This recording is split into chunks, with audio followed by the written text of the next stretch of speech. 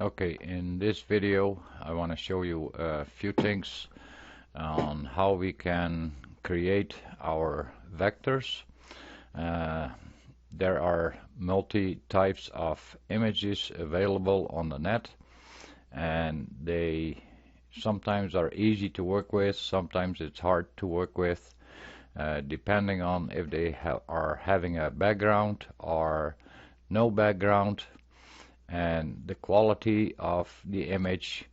So there are multi ways we can create our vectors. One of the most common things to be used is the first try to trace bitmap, and if that doesn't work, then most of the time it becomes the Bezier tool, what becomes the drawing tool for creating the vectors. But there is also another way yet what can be used. Uh, it is also a little bit time consuming and learning the process, but I'll hope to show you a few of those things how they can be used. So the first image what I'm gonna be working with here for a moment, that is the easiest one to work with, and I'll drag it over to the side here for a moment, and that is a black and white image, and it has nice sharp lines. So the easiest one to use for that is the trace bitmap, and we can, depending on the size of our design what we are going to be making and what we want to do, we can go and use a single scan, and we can use a brightness cutoff, and we can change the threshold value to a level where we are satisfied with the image here, and we can go and apply. Then we have our vector instantly done. We can also go, depending on what we want to do with the image, we can go back to the trace bitmap once more, and we can also, in the brightness here, we can go to a centerline tracing, and once we are satisfied with the numbers here, I don't know exactly what all these things exactly do. Takes a little bit playing around with, and each image is different, and we go and apply, and now I should have, okay, this is my image what I'm dragging over, and here you can see I have my trace, and this is all a line, and you can see the stroke. I'll change the stroke value. So if we want to go and change this into satin lines, then we can go and use it as for the satin lines, creating those. And if we want to have areas filled in, we can go and use this image for creating fills, and then use this image or this vector for creating our satin. So now here too we can go fill in the area with the paint bucket. Your paint bucket may use different settings than mine. They can be set in the preference window. Mine is what is set at last used, so the last time I used a yellow, and if nothing is selected I can go and change. Oh, that was not, I first have to deselect here for a moment. That one is selected. If I deselect and then go to the paint bucket, now I can change my value on the color.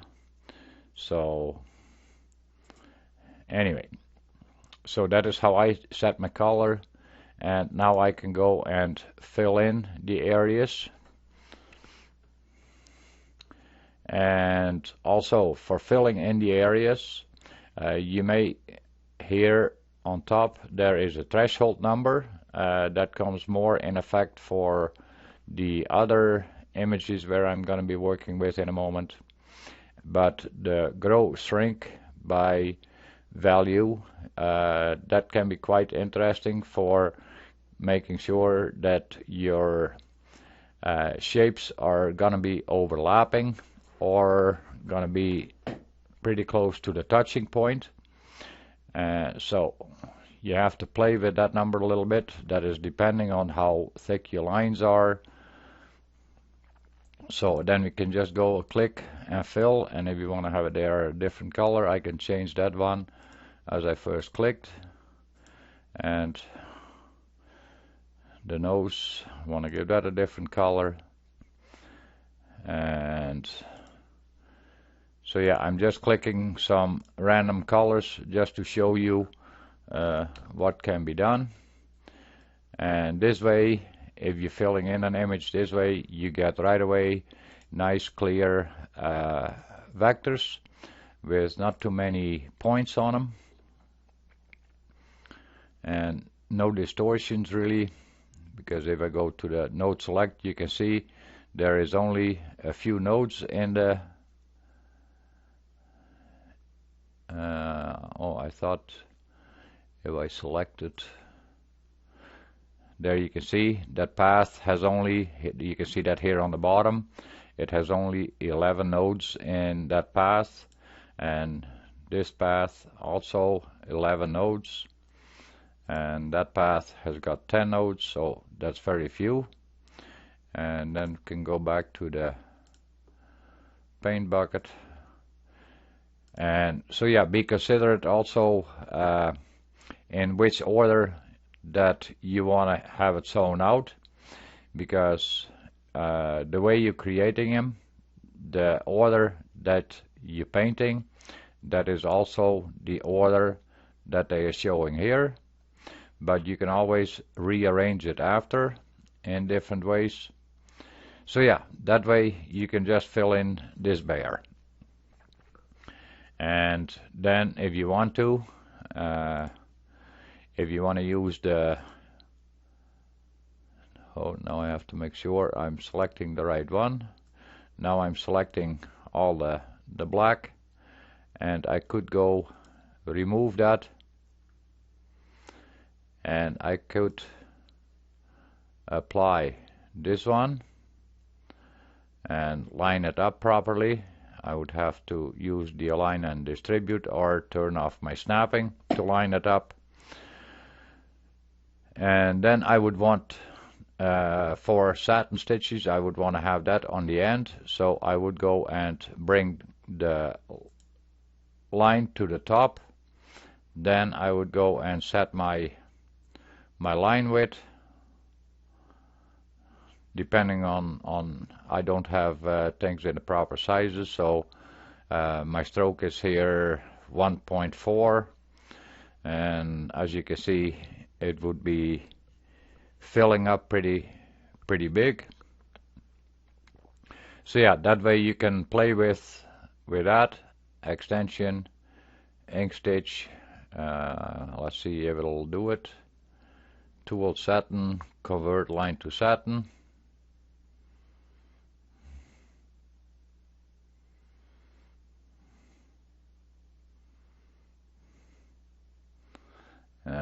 That seems to take too long for me.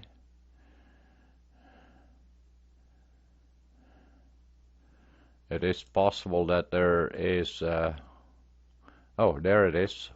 So there you can see there all the lines have been converted to a satin, and it does not work for excuse me.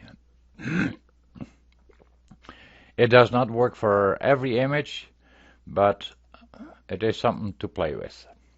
So I'll delete this and delete that one. Now we'll go over to the next image. Then I'll go through this image for a moment. And this image, that is also nice to work with, because as you can see, it has all black outlines, and an image with black outlines that works fairly well. There too, we can go to the path and the trace bitmap, and we can go to the multicolor. And for something like this, I would go and use the stack method. That way, well, maybe it's not even necessary. Let's do one first without the stack. We want colors. We want. Hey, that's kind of strange that there is a yellow, all yellow on the back. Oh well. Why that is, I don't know. So let's go and, oh, there it fixed it. Increase the numbers till we are happy with what it shows here, and then we go and apply. So initially this looks really nice, but now we'll go and turn off the image for a moment, and we'll zoom in,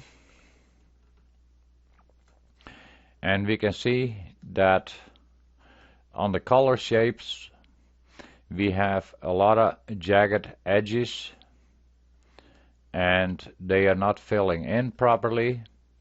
So that gives most of the time we get error messages of the nodes crossing each other, and as you can see, a lot of white gaps, so that does not give a nice fill. So, but that is okay.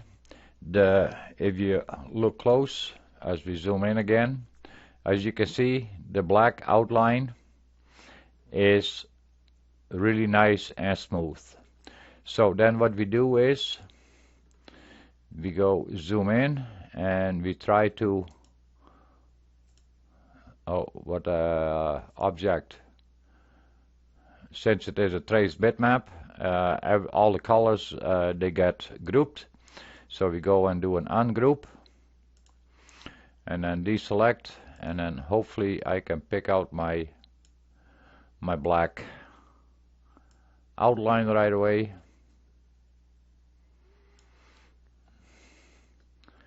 And I'll move that one over onto a clear area, and I'll zoom out for a moment, and then these I will just go and discard all of them and delete. Oh, what happened there? Edit, undo.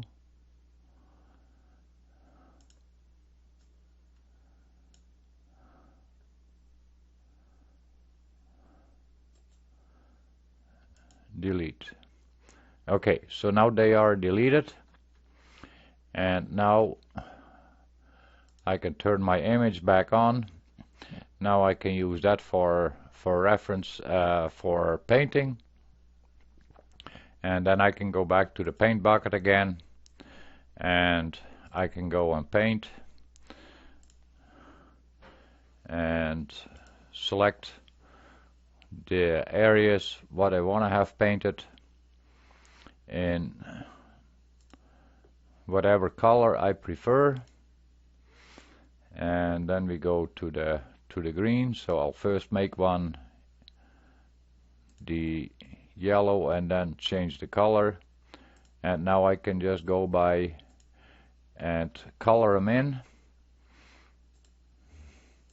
And so the order that you color them in, that is also the order that they are showing up in the panel.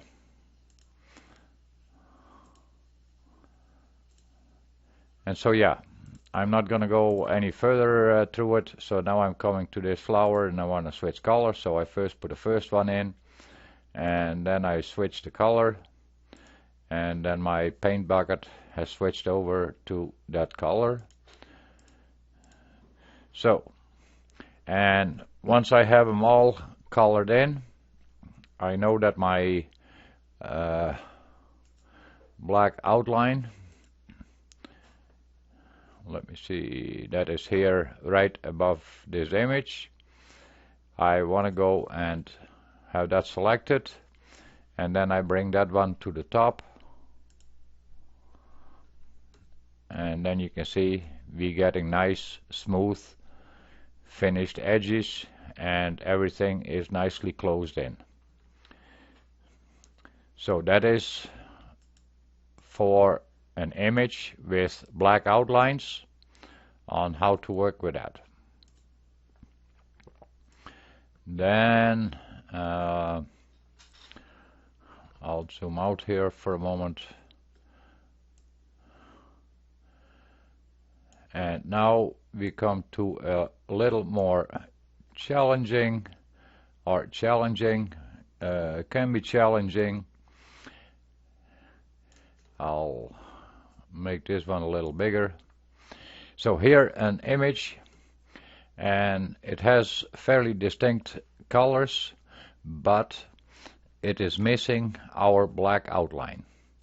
So if we do a trace bitmap on here, trace bitmap, and we're setting our colors, and here on the preview window it seems to always look nice, and we go and apply. Now I'll drag it over and I'll zoom in for a moment, and we can see here on the leaves we have all these jagged edges, and here we have solid edges. So this would take a lot of work in order to get this all nicely straightened out and fixed up, or we have to go and trace it with the Bezier tool. So now I want to show you a different way on how you can work with that.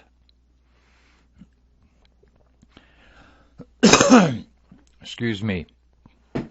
Okay, so now we go to the paint bucket, and if I have nothing selected I can go and, well, it might be good if I stay with a blue fill. That way it is a little better visible on what did get changed and what did not get changed.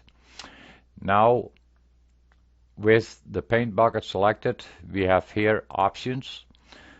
Fill by visible colors: red, green, blue, hue, saturation, lightness, or alpha.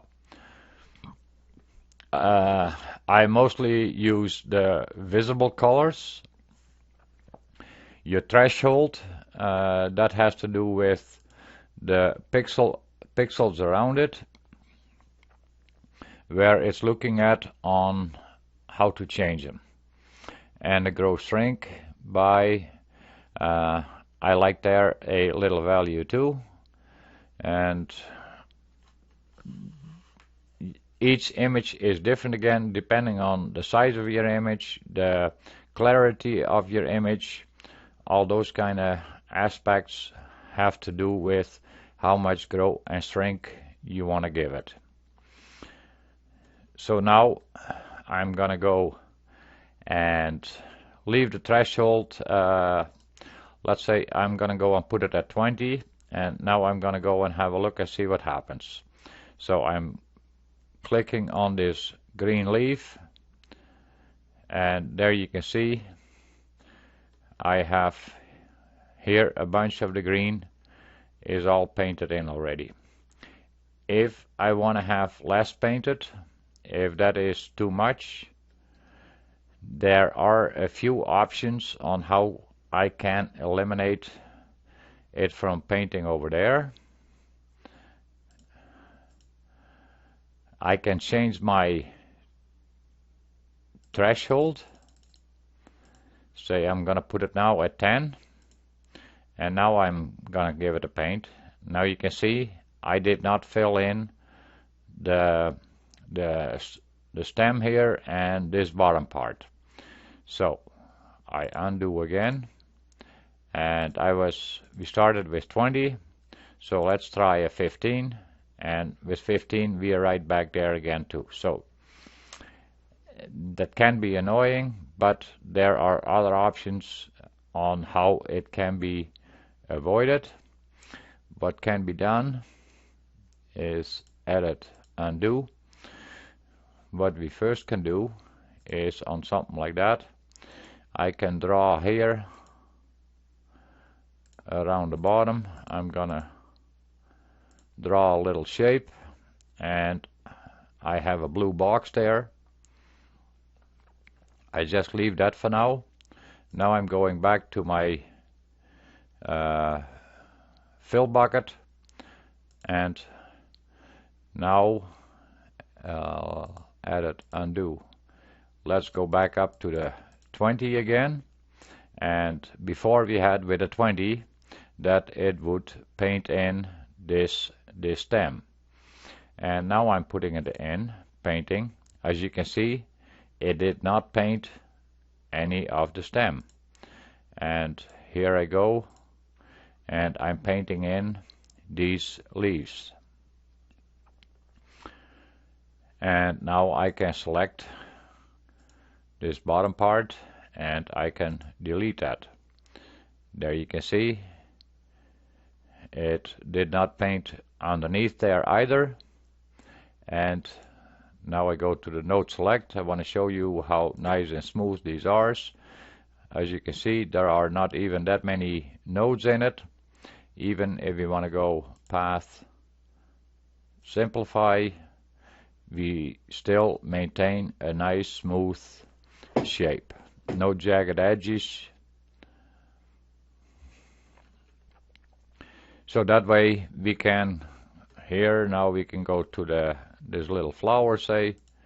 I go to my paint bucket, the order there, and if I like to have them a little bit bigger, then I can go edit, undo, because that depends on, as you can see now I'm zooming in quite a ways, and you can see it is really fuzzy around the outsides. So if I want to have them a little bigger, then I can go up this value,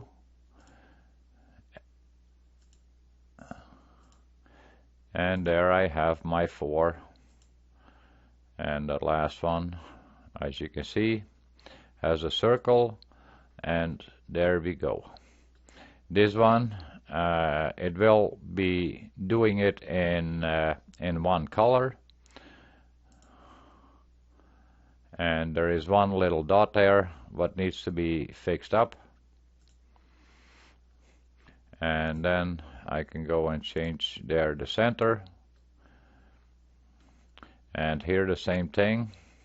So this way, as you can see, with a Bezier tool we would have to draw each individually, and that would be, or here we could go and draw one and then duplicate it and rotate it, or rotate it around the axis. So there's other ways of doing it too, but this way it is a matter of click click, and you just do that and you have a good shape. So, and I'm not going to go all the way through this whole image. If there are some parts where what you want to keep separated, you can go and, like I say, create a temporary little shape, and that you're blocking it from painting there. So say here by this leaf too, if you wanted to have that blocked, then just draw a shape across, and then we can go back to the paint bucket Now I can go to the leaf and I can fill in my leaf, and I can go and delete that one, and I have my leaf made up. As you can see, there are a few little dots, but that is because of the image in there, the quality of the image. So we just go and the node select tool, and we can go and select those nodes and delete them, and delete those nodes. And even if we want to have the center area completely filled in, we can go and select those. I cannot select them all, so I'm holding down the shift key, and now I can drag another and hold down the shift key again, and so now I have them all selected, and I can delete them, and there I have a clean shape without having to draw the shape out. Okay, now I want to go to a different image for a moment yet. I will not be finishing that all the way either, because that would be a little bit too much time consuming. I just want to show you that what possibilities there are, and that gives you something to play with. And delete. So now I'm gonna go and take another image, and that way we have a little bit of a variety of images I show you where you can deal with and how you can deal with it. So this image, it is hard. It is not a sharp image. It is all a little bit of dull color. So first what I want to do is I want to enhance the image a little bit. And there are multi ways that you can enhance an image. So I'm going here to my rectangle tool, and I have snapping is turned on. So it's snapping to the corner of the image, and it'll snap to the corner of the image on the bottom. Then I'm setting my color, and I set my color first at black. Then I will go to my fill and stroke, and I will set my blend mode to overlay. And now look at what a difference in the image. Let me see the image, which image I have here.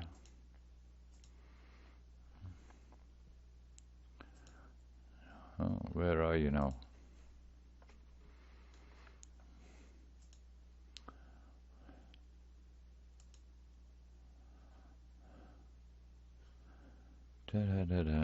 Select. That is the rectangle. I want my image. Okay. Edit. Undo the move and duplicate my image. Okay. Now I'll turn my rectangle back on. Okay. So now we have, I'll zoom in here, and there you can see by adding a background or a blend to the original image, we can enhance the image a fair bit. And this can help for picking the colors for the right sections. So we can try starting here with a paint bucket, and let me see here, and we can see how it turns out.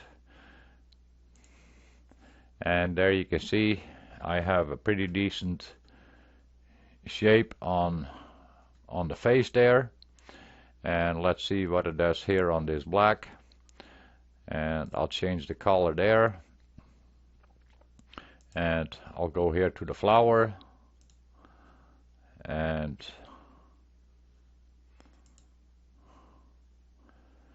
there I can create a few of them.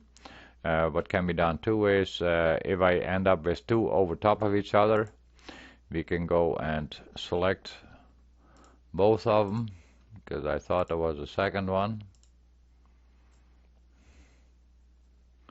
Yeah, but that one is underneath there, so have to hold down the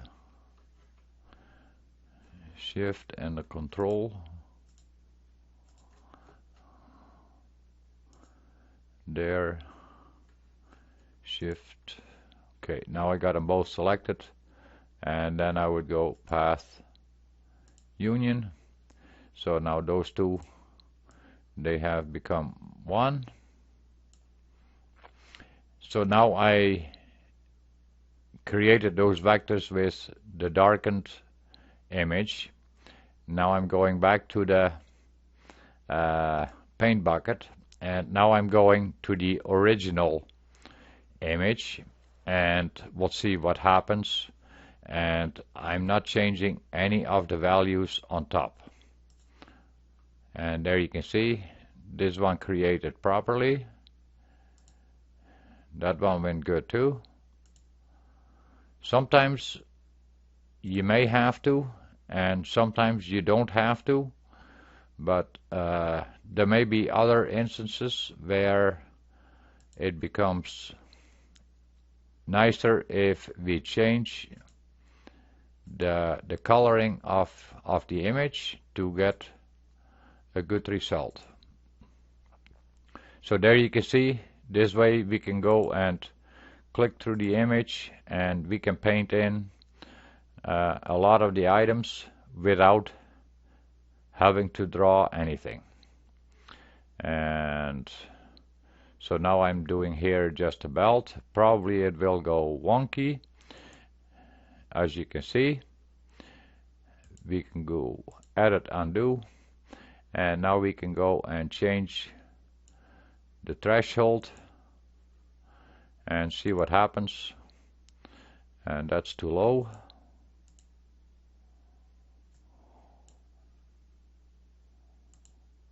And it depends too which pixel you're picking. So there are many variables that play a role in on how it is going to create the shape.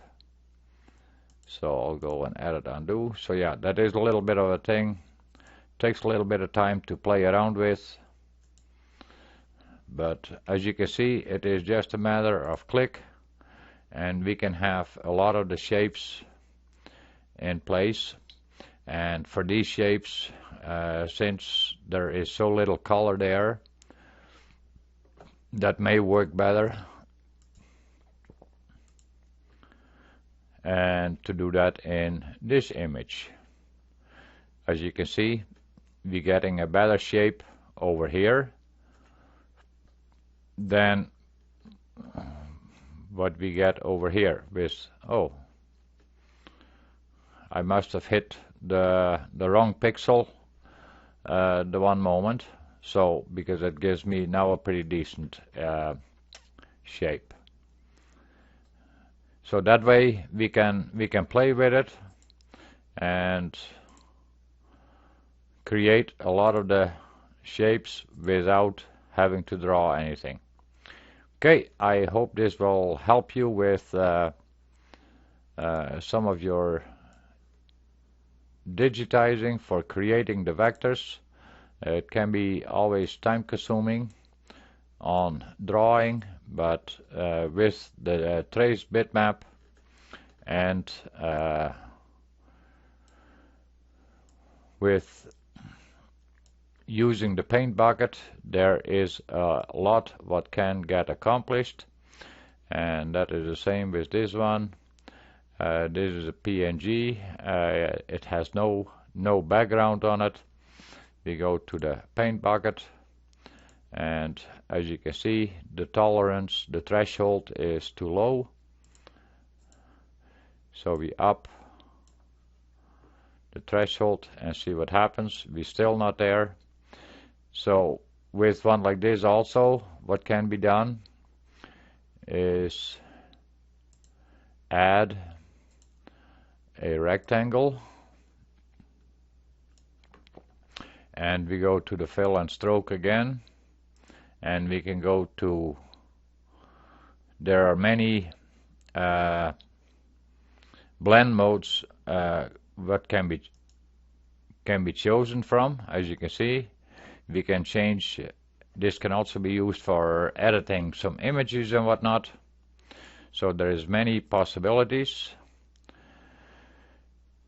So let me see.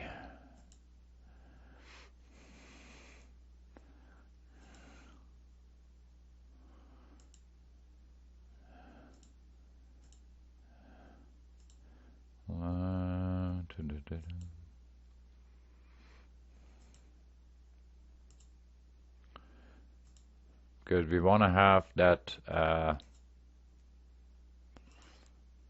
where are you now? Normal, multiply.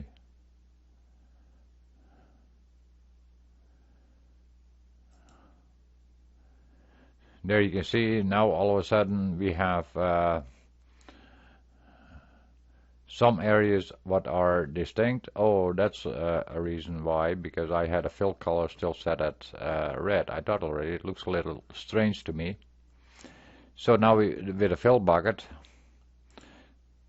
now we can change the shoes, because that is a really distinct yellow from the rest of the colors. Now we can go and select the background again, and we can change that color, and now we have that our black is really distinct, and we can color that in.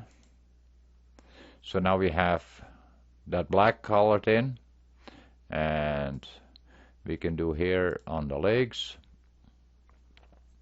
and the nose, and here on top. Probably I would get an error, because I would have to first draw in a little shape so it wouldn't paint over into the black background. And I should be able to, this white should be quite easy to go to. And here in the eyes, oh, that is not what I wanted.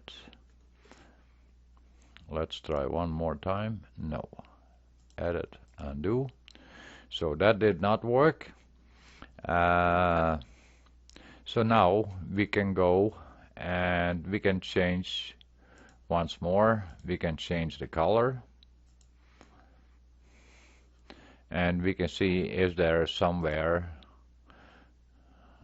a color what stands out in order to get this red area. So now you can see this red is all fairly red. And now we'll go and do the paint bucket again. And so it is now in two shapes. So what then can be done is we select that one and this one, shift select, path, union. So now it is as one shape. So yeah, in the end, we still may have to draw in a few shapes, but there is a lot what can be done with. Oh, I thought I changed.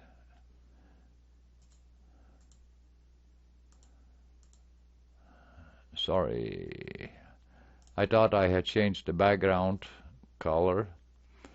And then we can go change, play with some of these values.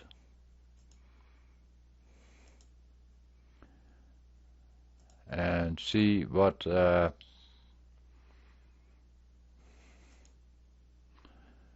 they helpful for creating the final shapes, but I better not make this any longer either. We've been at it for quite a while already, so I'll go and delete this shape. So now I'm back at my image with the vectors created.